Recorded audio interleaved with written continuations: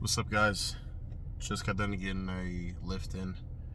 Saturday night, typically I go on the weekdays, but every now and then I'll come in on a Saturday. And it's not as busy today. Not a lot of people. There's like a UFC fight going on today. It's Saturday, so people at bars, at clubs, partying, just flat out skipping. I used to live that life. I felt wrong that I was doing it, but I still did it. It doesn't matter what I think if my actions wasn't lining up with that. And so I used to go out on a Saturday, wake up hungover Sunday. Sunday we'll go to shit. Then Monday it's actually I'm kind of recuperating, and then it's like my days just kind of fucking topple over each other, and I didn't feel good. And what's funny is that I used to tell God, like, hey, once you bring me that girlfriend that I want in my life, then I'll stop messing around and going out. Hey, once you give me the business that I want, then I'll stop doing this stupid stuff, or I'll get baptized. Once you give me this, then I'll start going to church early, or going to church in general. And God never gave me those things. That's not how you get things, how you get blessings. It's not the right way to do it. I was waiting for that perfect time, that perfect moment. Man, once I'm able to learn more about the Bible, then I'll start going to church. It's like, no, you go to church to learn more. It's like saying, let me get in shape first, then I'll start going to the gym. It's like, it's so silly, bro. And it's like, there's no such thing as perfect. There's no perfect plan. That doesn't exist. You create motion, and that motion will start to bring up ideas. Those ideas come into actual things, which are actions. Those actions breed results. Some results you might not like and you change them. Some results you do like and you do more of them. But it all started from something. Too often we look at all these different things, all these areas of our lives that we want to improve, and we say, once this scenario is in my perfect plan, then I'll start improving. Once my schedule gets freed up and I get more free time, and the kids grow up, and my job gives me some time off, and I get this new position, then I can worry about my health. But during that entire time, don't care. Doesn't matter. It is what it is. That's the silliest argument I've ever heard in my life. That's so silly. The point of going to the gym is to get in shape. You don't get in shape first, then you go to the gym. The point of you getting a coach is not you having the time first, then getting the actual coach. Is realizing, where am I misusing my time? Where am I not prioritizing my time and using it for distractions? And how can this coach help me get to a place where I've always wanted to be at? It's so silly how our minds, in a way, are shaped to just like fit our perfect plan. It must fit like this. It must be at this time, at this place, at this location. And it's like, get out of your own way. There's no such thing as a perfect plan. No such thing. There will always be messes. There will always be periods where things are just not in balance. And you have to be okay with that. Understand that fact. When I went all in on myself, it was one of the worst mental states I've ever been. I was heartbroken. My girl shattered my heart. I lost my sense of self. That was one part of me. I dropped out of college and quit baseball at the same time. So I was no longer a student. I didn't have a safety net.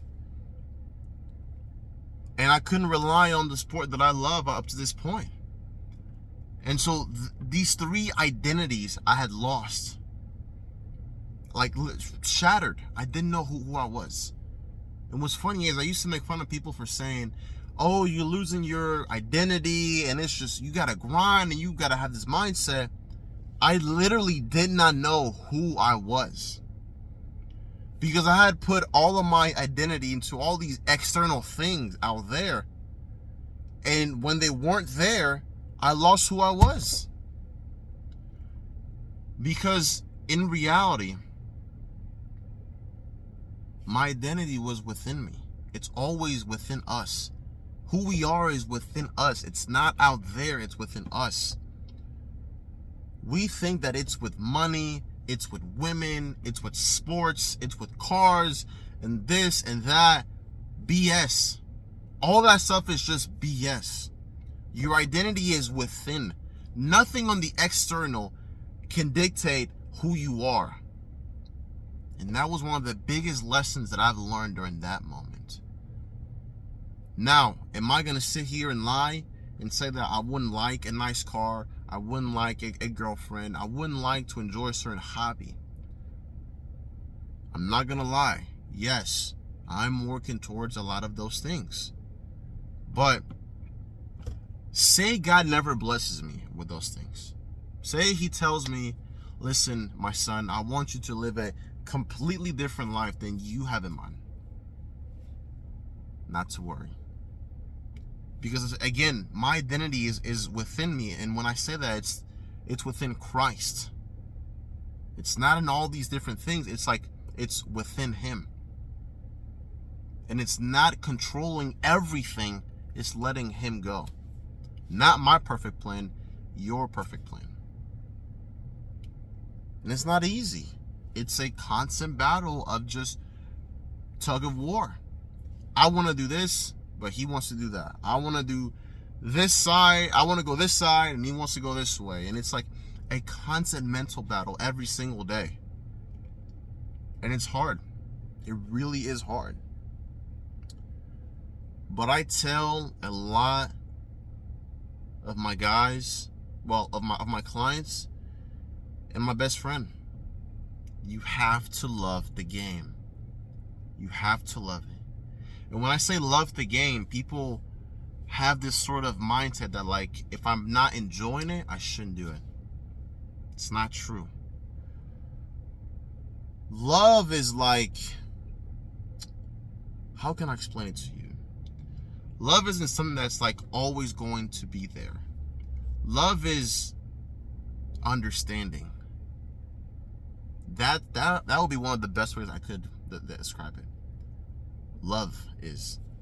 Because once you fall in love with a woman, you understand that it's not going to be sunshine and rainbows. It's not going to be have breakfast in the morning. It's not going to be this lovely, happily ever after. There are going to be days where you're like, man, I really do not like this person. I really wish I was alone. I wish I could just drive off for 3 hours straight one way and never speak to this person ever again. Coming to the gym. There are going to be days where you're like, this weight is really heavy. I feel lightheaded. I don't feel strong. I'm hungry. I'm getting distracted on my phone. Man, I'm having problems with the house. You understand that.